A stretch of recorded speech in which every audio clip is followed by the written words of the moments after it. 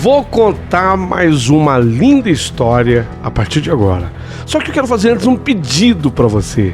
Se inscreva no canal. É um gesto tão simples para você e tão significativo para o canal. Entra no canal, se inscreva, curta, põe o teu joinha, acione o sininho. Para nós isso é muito importante. O canal ganha força e muito mais histórias a serem contadas. Por favor, se inscreva no canal. Agora, prepara o coração, porque a história de hoje é linda.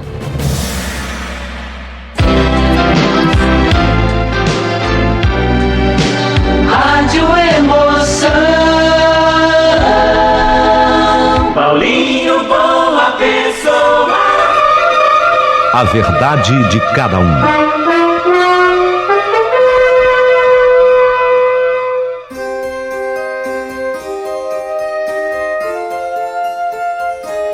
Finalmente chegou o último capítulo da história A Força de uma Caipira. Que caipira, hein? Que deu o que falar. Mas o final da história dela é muito surpreendente. É muito. Fique comigo, fique antenado. Agora tem uma coisa, não ouça. Se for a primeira vez que você estiver ouvindo a história de A Força de um Caipira, não ouça essa parte. Senão, você não vai entender absolutamente nada. Antes disso, no nosso canal, você tem a parte 1, parte 2, parte 3, parte 4, e aí você vem para essa parte que é a 5 final. Aqui termina a história, ok? Tudo pronto? Vamos encerrar a história de Eva? Preparada? Preparado? Então, vai começar.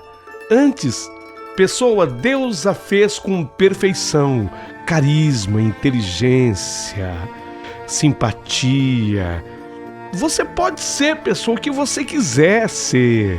Ora, então seja gentil, porque a gentileza gera sempre mais gentileza. E surpreenda-se sim, ajudando alguém, você vai observar que a principal ajudada acabou sendo você. Se sobrar gentileza, pessoa, manda uma ajuda aqui pro canal. O Paulinho Boa Pessoa bem que o merece e agradece. Essa ajuda no canal será fundamental para crescermos com um estúdio, com novas contratações, elaborando e melhorando as histórias para vocês. Mas, finalmente, chegou a hora da parte final da história. E começou!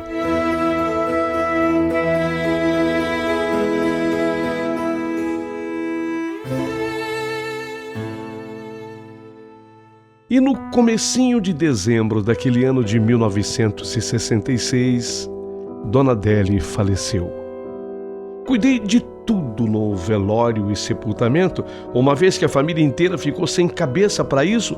Era um fato de grande relevância para toda aquela família. E ela era a grande comandante de todos, e isso eu sabia desde aquele dia, em 1958, quando eu tinha 14 anos, ela foi buscar-me na fazenda onde eu morava. Naquele dia, eu já tinha entendido que ela, Dona Adélia, era a grande líder da família dos de Sá. Pós-sepultamento da senhora Dona Adélia, segui, conforme promessa, lá na casa, dentro da casa. Eu tinha prometido para ela. Eu iria cumprir aquilo até o fim. Alberto, meu amor, Alberto. Não custa eu dizer que o Alberto ainda era o meu amor. Bem, o Alberto, que tinha vindo da França com a mulher, a Cristine, para os funerais da mãe, pessoalmente, ele me cobrava um novo posicionamento.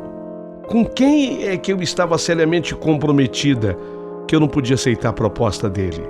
Obviamente que eu ainda não podia falar absolutamente nada, era preciso dar tempo ao tempo. Da mesma forma, o Arlindo, ele queria saber o que estava acontecendo comigo, por que eu havia mudado tanto com ele. Arlindo desconfiava que era a volta do irmão Alberto que estava mexendo comigo de novo.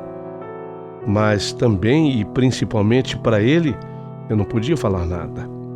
Fatos que vieram para me ajudar. O casamento do Ayrton com a Dinorá em fevereiro de 67. E em abril, os exames do concurso de Arlindo. Ele foi aprovado e assumiu uma importante comarca do estado da Guanabara. Era a hora da nossa conversa crucial.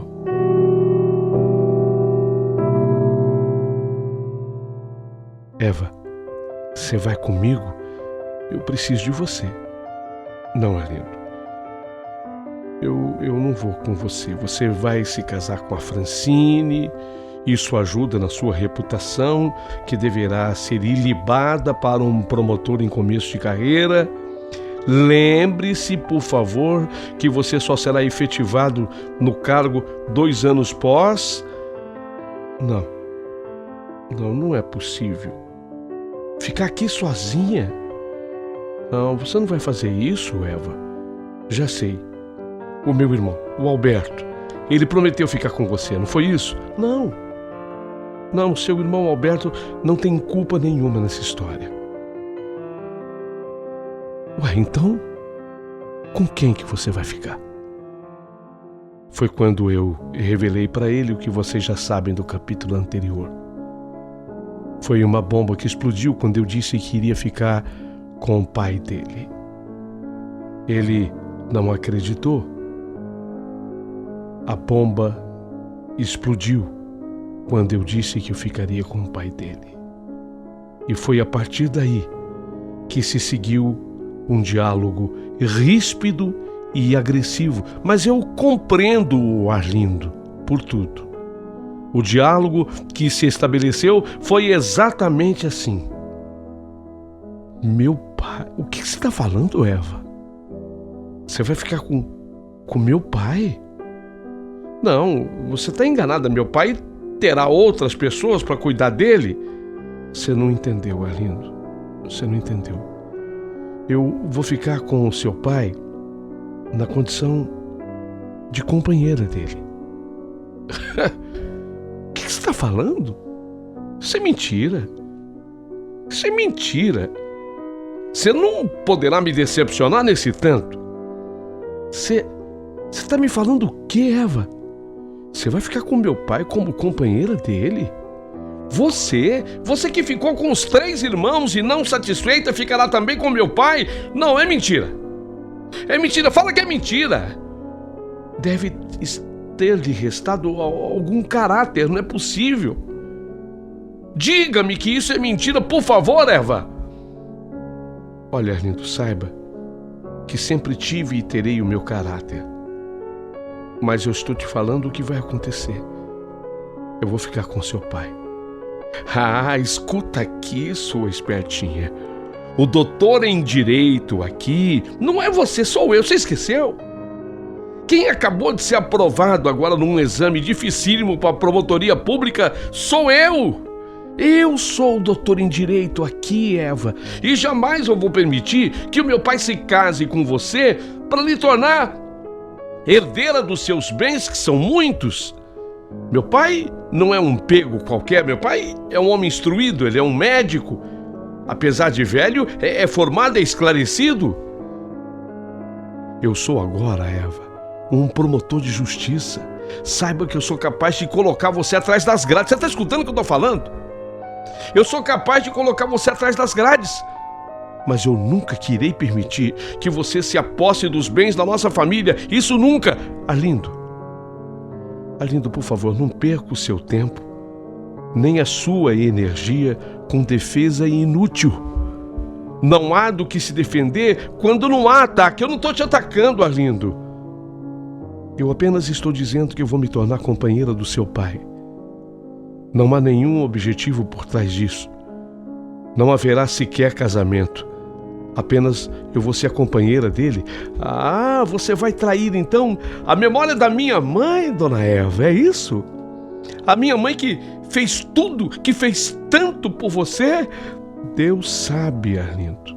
Deus sabe o que farei.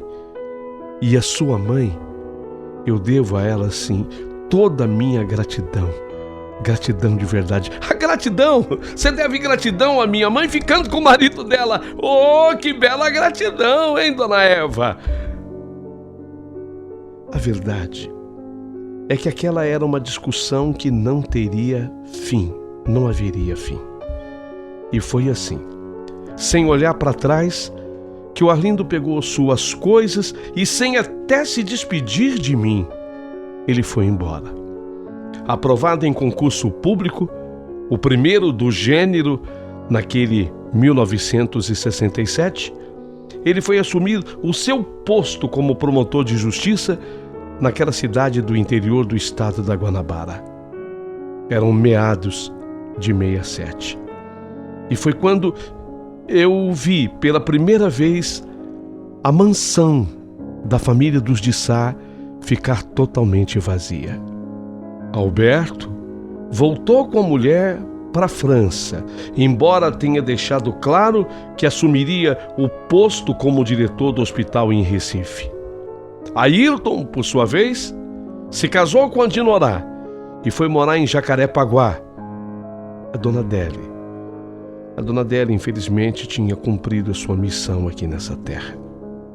Havia nos deixado. A casa ficou vazia, ou quase vazia. Na mansão dos de Sá, fiquei eu e o Dr. Alceu. E ainda os funcionários, e dentre eles, o competente e fiel Luiz, o chofer. No início, no pós-sepultamento de Dona Adélia, seu Alceu muito triste, mesmo sendo ele um médico conceituado. Não se falava naquela época ainda em depressão. Mas digamos que por tudo o que ele estava passando, ele se aproximou muito disso, de estar depressivo. Eu procurava estar com ele em todos os momentos e lhe fazer companhias.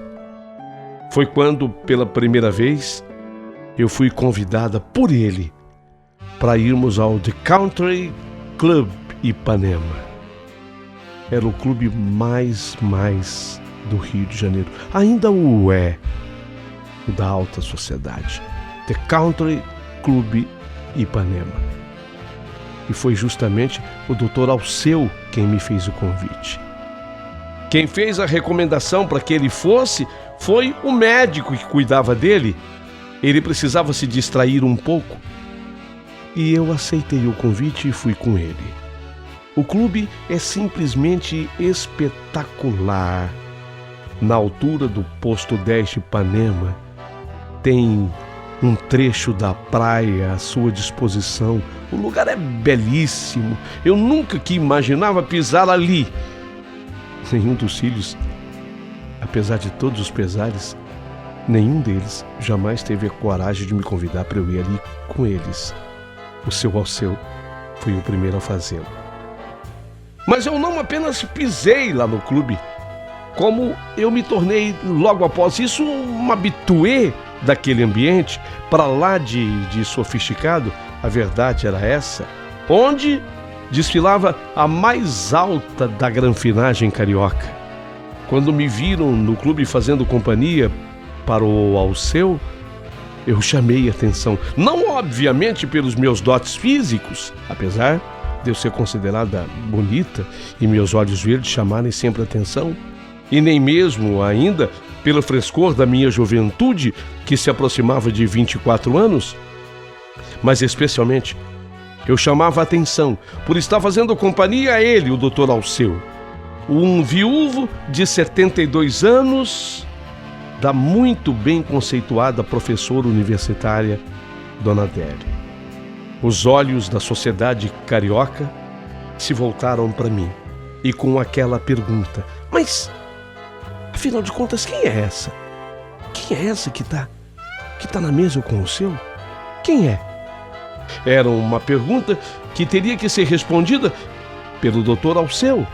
E ele, antes das respostas, me preparou dizendo, para que ele não tivesse que ficar se derramando em desculpas e explicações, me apresentaria, e assim como me apresentou, como uma amiga das fazendas de Minas Gerais. O compreendi. Eu já sabia o quanto que as pessoas precisam de explicações sobre os assuntos que elas não têm a menor ligação com eles.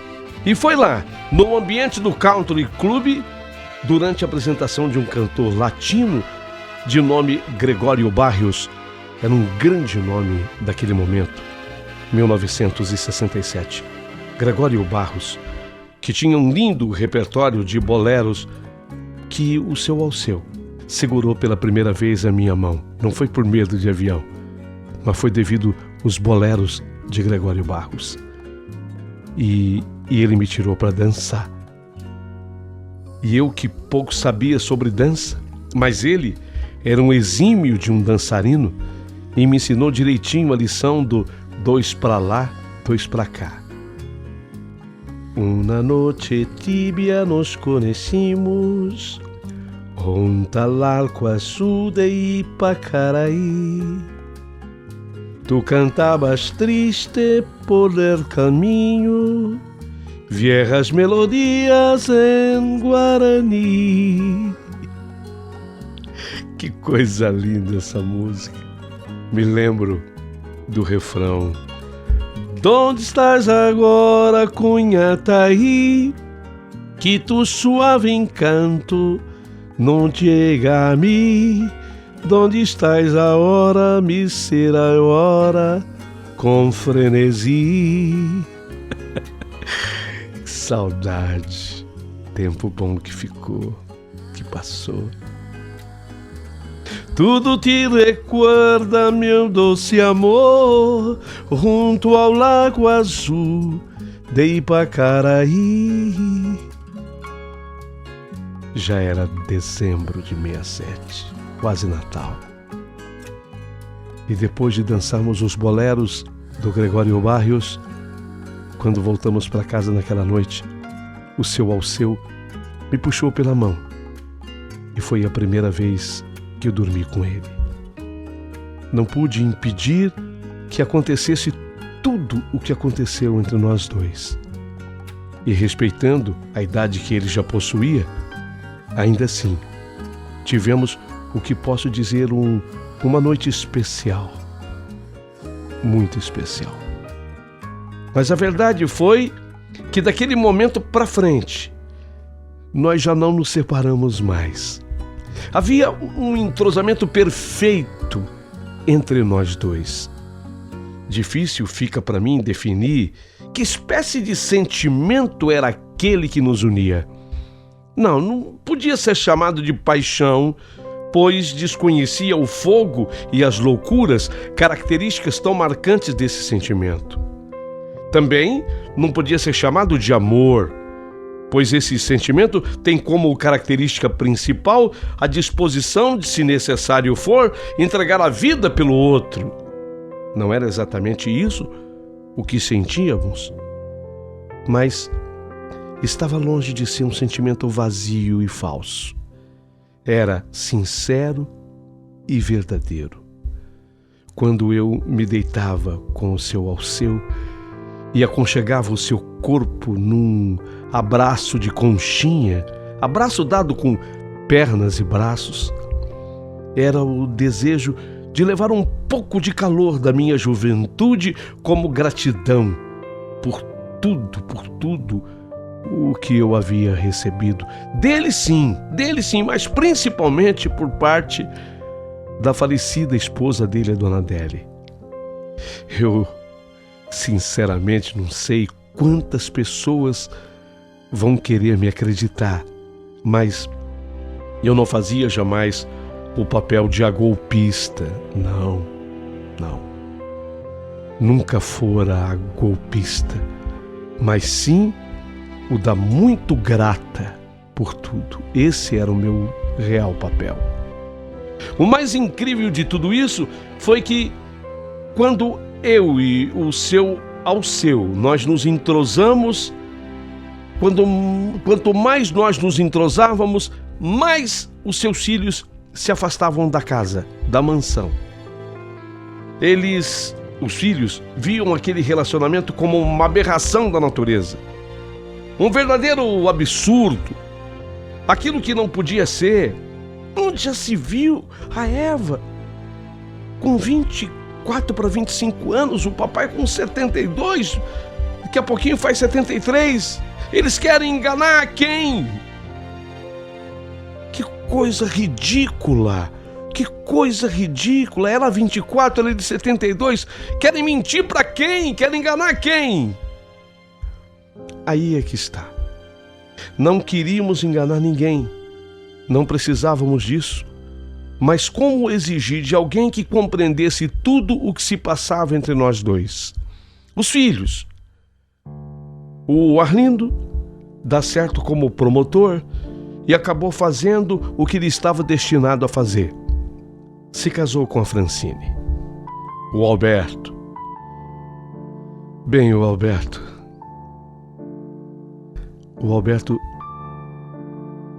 eu ainda o amava.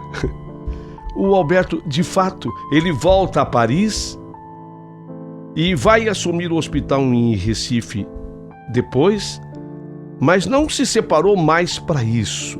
Ao contrário, parecia viver um grande momento até do seu casamento, uma vez que Cristine, a sua mulher, teve filhas gêmeas. Outro que ganhou um bebê ao lado de Dinorá foi o Arlindo. Os três meninos, os 3 rapazes, os 3 filhos estavam bem encaminhados. Seu Alceu agora era avô, mas reclamava comigo o pouco tempo que ele tinha com os netos, e eu sabia muito bem o porquê disso tudo. Por vezes, cheguei a comentar o fato com Alceu. Alceu, isso de você ter pouco tempo com os netos é punição dos seus filhos e noras, porque você está comigo. Mas sabe, Alceu, eu jamais quero impedir e privá-lo da companhia dos seus netos.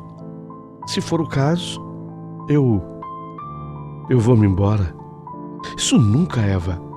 Isso nunca. Olha, Eva, escuta uma coisa. Meus netos são importantíssimos e serão por mim sempre amados. Mas, Eva, você é quem me move pela vida. Se ainda me sinto vivo, é justamente por sua causa. Abro mão de tudo nessa vida, menos de você. E ele não dizia isso da boca para fora. Ele era sincero. E outra coisa fundamental de ser dita, não que assim eu substituísse Dona Adélie, jamais. Mas ele estava sendo muito sincero. A Dona Adélie, ela era, enquanto mulher, companheira e amiga, insubstituível mesmo. Seu Alceu sentia a falta dela e jamais o questionei quando, depois de muitos anos, ainda o via chorar sua falta. Até ao contrário, nessas horas, eu acabava, de um jeito ou de outro, também participando daquele momento de tristeza e chorava também as minhas dores. Eu também chorava. Sei que, dizendo assim, talvez eu confunda ainda mais a cabeça de quem escuta a minha história desde o princípio, mas eu não quero aqui falsear absolutamente nada no meu relato. E tenho que apresentá-lo com o máximo de complexidade, mas perto cada vez mais da realidade. Até que chegou aquele dia em que o Alceu me diz que ele tinha se aposentado das funções de médico e havia comprado as nossas passagens para uma volta ao mundo. Uma volta ao mundo, Alceu? Isso mesmo. Nem que seja a última coisa que eu tenha para fazer. Eu quero dar com você uma volta ao mundo, coisa que eu ainda não fiz. Parte da viagem de navio, parte da viagem de avião, mas será uma volta completa pelo mundo. Não diga ao seu. Fiquei emocionado porque eu me lembrei daquela menina caipira de 14 anos que veio conduzida por Dona Adélie para o Rio de Janeiro. Quanta coisa tinha mudado na minha vida. Embarcamos. A viagem foi exatamente como ele disse. Só que com mais meios de transporte, porque teve avião, navio, trem, ônibus, de tudo um pouco, carro. Fizemos juntos a viagem mais fantástica que eu podia fazer pelo mundo. Passamos por todos os continentes. Você acredita? Pisamos todos os continentes da Terra. Europa, África, Oceania. Estivemos na Austrália, na Oceania. Eu vi de perto os cangurus. Na Ásia. Então, e depois do Japão, a nossa volta pelos Estados Unidos. Canadá, onde eu conheci o inverno mais rigoroso da minha vida. Não foi na Europa, não. Não. Foi lá no Canadá, o inverno mais rigoroso da minha vida que eu passei foi lá. Depois conhecemos o México, na América Central, Latinoamérica. Passamos por Buenos Aires, Santiago do Chile, cidades colombianas, Peru. Finalmente voltamos ao Brasil.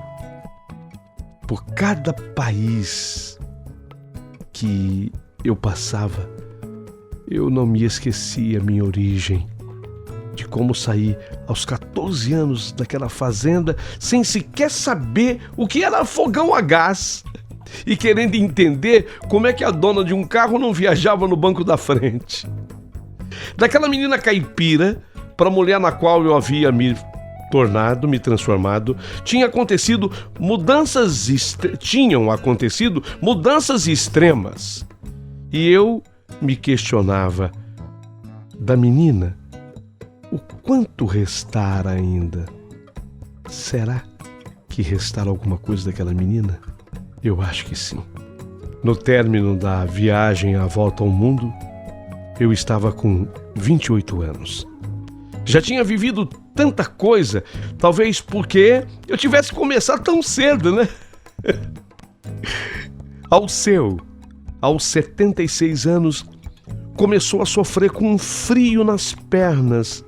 Ele reclamava de muito frio nas pernas. Ele pedia para eu vir aquecê-lo, como eu sempre fazia. Nessas horas, eu me deitava ao seu lado e cobria as pernas dele com as minhas pernas sempre muito quentes. Ele dizia que minhas pernas pegavam fogo. E aí eu cobria com as minhas pernas quentes as pernas frias dele. E ele me dizia que só assim ele se sentia infinitamente melhor. Muito melhor. E sendo o homem culto que ele era, nessa hora ele se lembrava do poeta Homero, poeta épico grego, que viveu por volta do século 8 a.C. e que ficou muito conhecido por ter compilado a Ilíada e a Odisseia, 2 poemas épicos gregos. Mas ele me dizia, o Alceu me dizia, que Ramsés II, o mais famoso dos faraós, era grande amigo e admirador de Homero. E quando Ramsés viu Homero já muito velho, no fim da vida, e sabedor que ele sentia muitos frios nas pernas, nas costas, então Ramsés presenteou Homero com uma virgem para dormir com ele e acrescentar-lhe um pouco do calor da sua juventude. Era um presente muito especial, muito especial.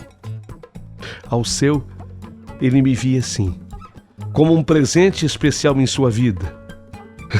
Um presente que não havia sido ganho de um faraó, mas sim da sua falecida esposa, Donatelli. Eu era, segundo ele, um presente especial em sua vida. Isso talvez explique bem a nossa relação.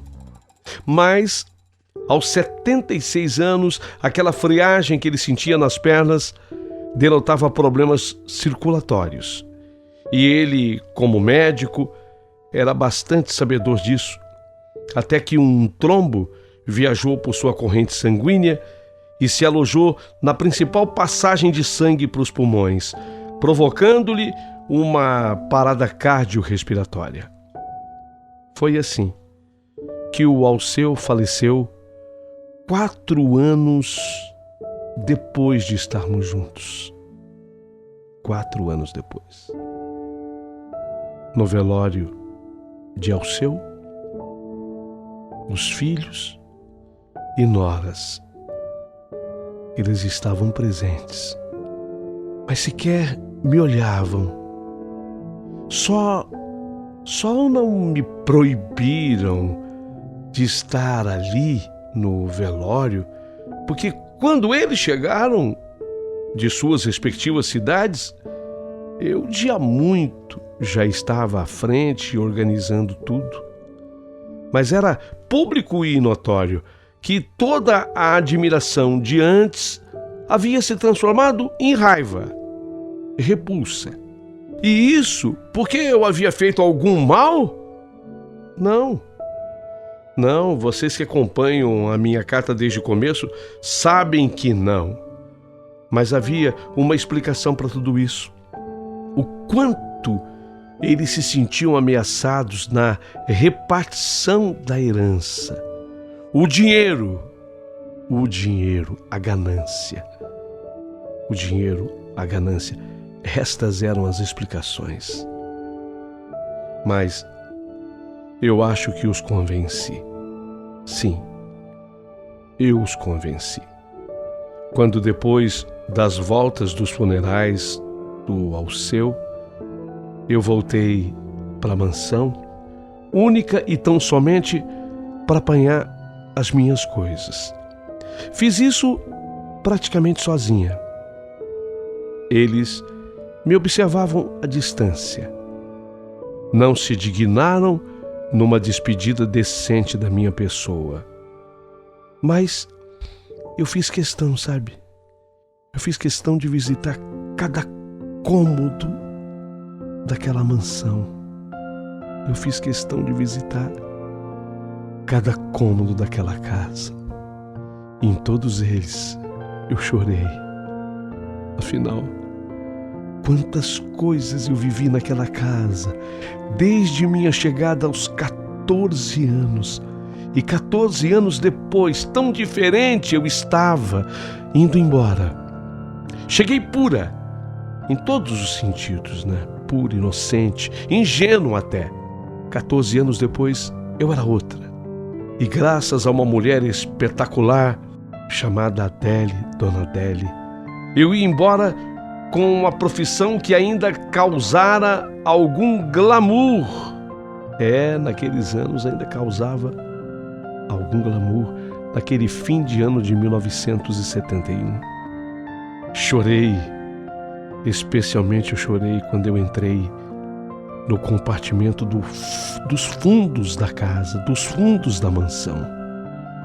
Nossa, foi aqui que eu cheguei para morar há 14 anos. Foi aqui que eu fiquei admirada da quantidade de espuma que fazia o tal de shampoo. Nossa, quantos momentos bons e ruins vividos aqui entre essas paredes.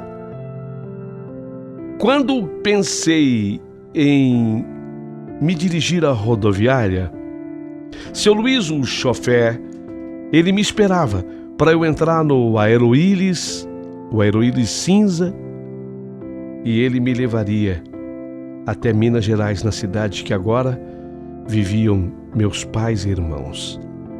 Na saída pela alameda da mansão, eu vi os 3 irmãos juntos. Eles estavam enfileirados, parece até que combinaram por ordem de nascimento. Primeiro o Alberto, no meio o Arlindo e por último o Ayrton, o caçula. Estavam os 3 sem as esposas. Achei que a raiva ainda prevalecesse. Mas quando me viram desocupar a casa sem quaisquer alardes, cobranças, sem quaisquer movimento brusco, eles ficaram desarmados. Então o vidro da janela do Aero-Íris estava baixado do meu lado. E seu Luiz, ao vê-los, parou de propósito o carro. Os três se aproximaram da minha janela para uma despedida. Estavam sem graça diante da minha atitude. Cada um ao seu modo e ao seu jeito. Tchau, Eva. Vai com Deus, Eva. Até outro dia, Eva. Vai com Deus. Obrigado. Obrigado saía tímido. Obrigado. Foi quando eu ouvi o Alberto, o mais velho. Na verdade, ele se fez o porta-voz dos outros. Foi melhor assim. Eu queria ouvir o Alberto.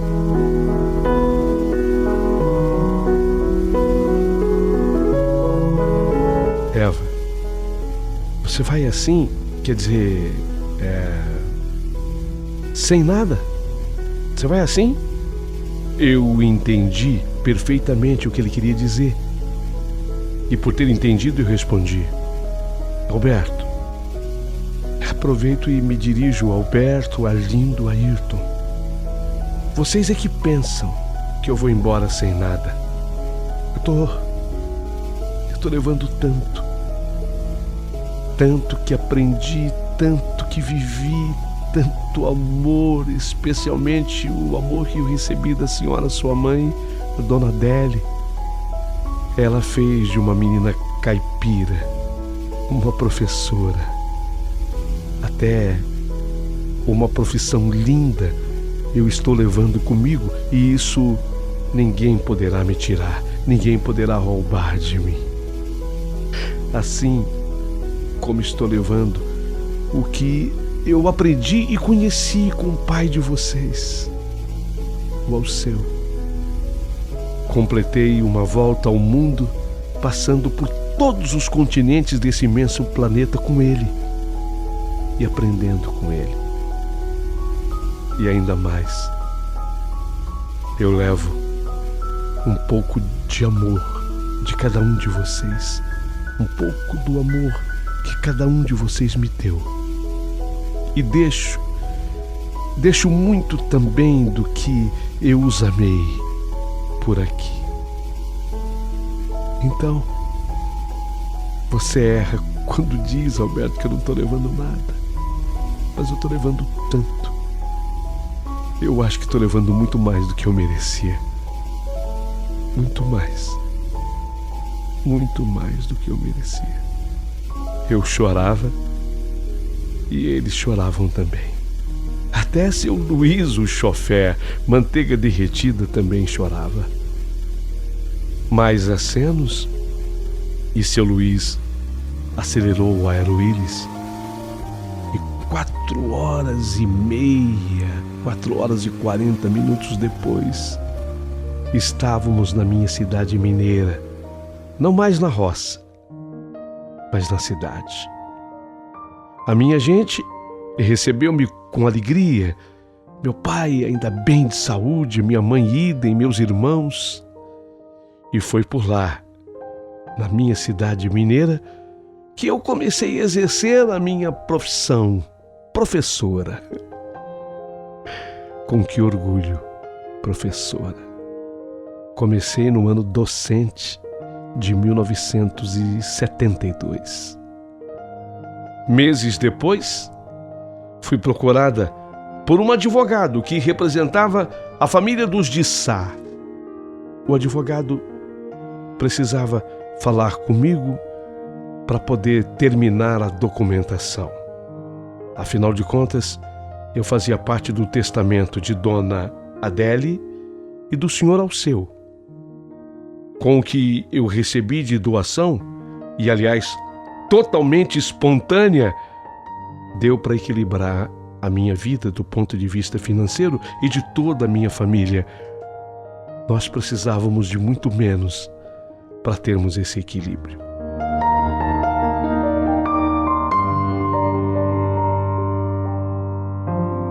E assim, mais 12 anos se passaram. Eu tinha 40 anos agora. 40 anos. Quando na saída do colégio, onde eu ministrava parte de minhas aulas de história, homenagem a Dona Adele, me transformei em professora de história. Fiz questão desta especialização, ainda mais depois que eu completei a minha volta ao mundo com Alceu. Me transformei numa boa professora de história. Era ano de 1983. E uma grande surpresa. Na minha saída do colégio, tinha um senhor esperando por mim. Quando eu coloquei os olhos no senhor, eu logo o reconheci. Não é possível. É você, Alberto. É você. Ele estava com quase 50 anos, 48 e alguns meses. Ainda muito bonito. E ele tinha ido à minha procura para me dizer que definitivamente não tínhamos mais tempo a perder, mais do que já tínhamos perdido.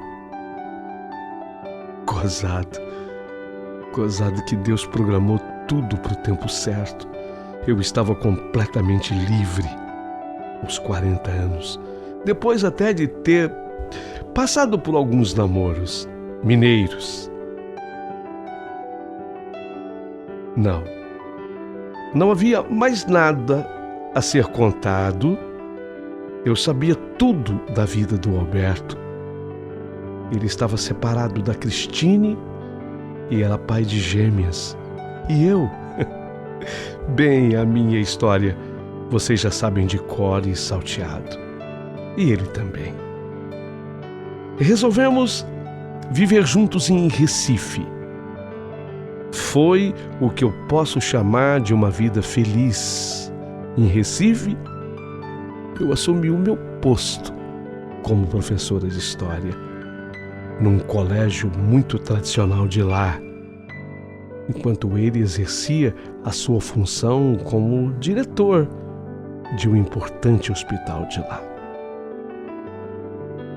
Foi uma vida feliz, muito feliz. Mas o tempo brinca com a gente. O tempo passa. Hoje eu tenho 78 anos. Eu sei que alguém falará, da menina de 14 anos, nada resta. Não é bem assim.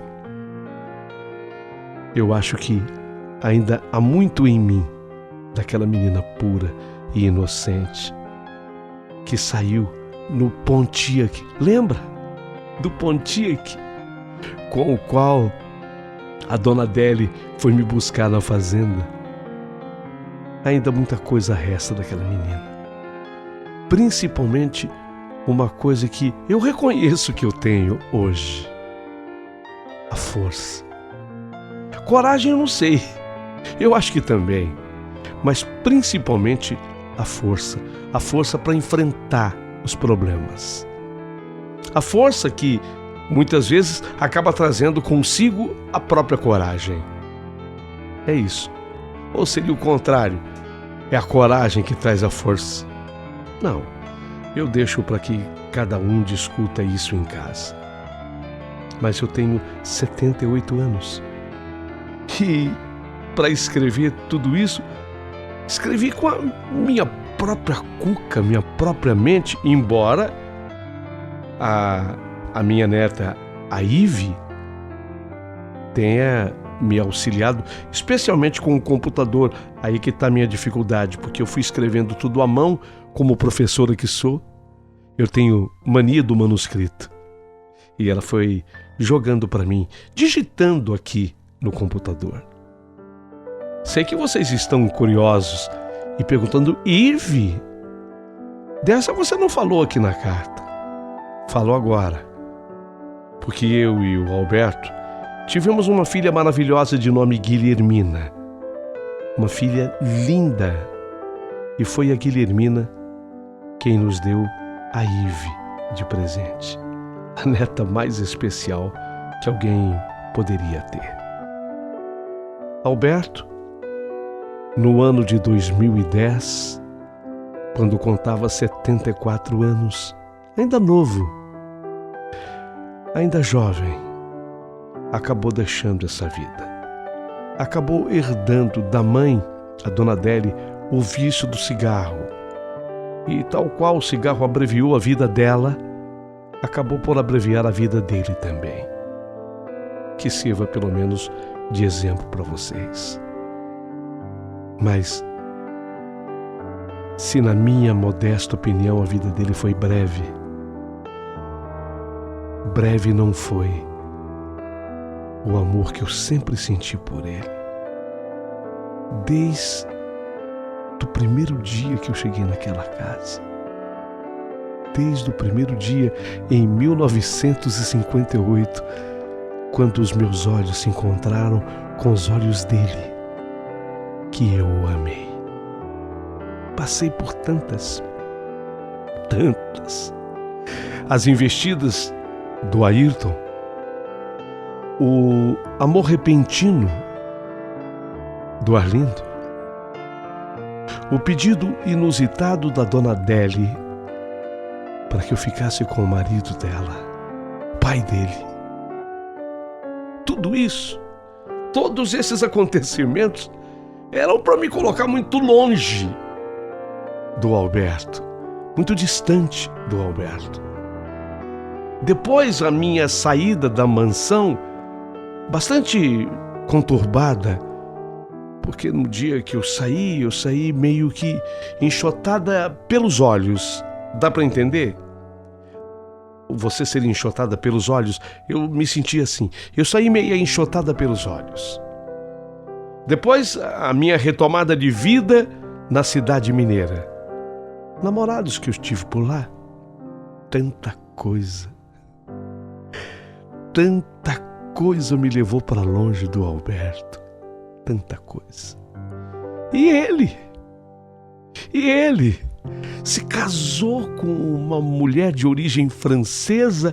Ele foi viver em Paris. Quando anunciara que viria de volta ao Brasil e me assumiria, eu não estava preparada para dizer para ele que sim, porque aquele não era o momento de fato. Aí ele volta para o Brasil, mas com ela, acaba tendo filhas gêmeas com ela, mas quis o destino que eles se separassem e que ele fosse atrás de mim. Naquele 1983, eu já com 40 e ele com quase 50. E dali para frente construímos mais um capítulo, o capítulo final da nossa história. O amor, quando é real, verdadeiro, olha, ele pode dar uma volta ao mundo. Eu dei uma volta ao mundo. Eu pisei em cada continente desse imenso planeta. Mas nem assim o amor se afugenta. O amor verdadeiro fica para sempre. Eu espero que vocês tenham gostado desta carta que eu escrevi à mão. Só que eu coloquei um alerta. Eu escrevi: duvido que o Paulinho Boa Pessoa vá apresentar a minha carta pelo tamanho dela. Ele vai me escrever uma outra, dizendo: escreva um livro. Quem sabe um dia, se ainda houver tempo. Comente, por favor. Não esqueça de curtir a história dando o seu joinha. Se inscreva aqui no canal. E como todo mundo diz, eu também vou entrar na onda e dizer: manda um valeu pro Paulinho Boa Pessoa. Ele bem o merece.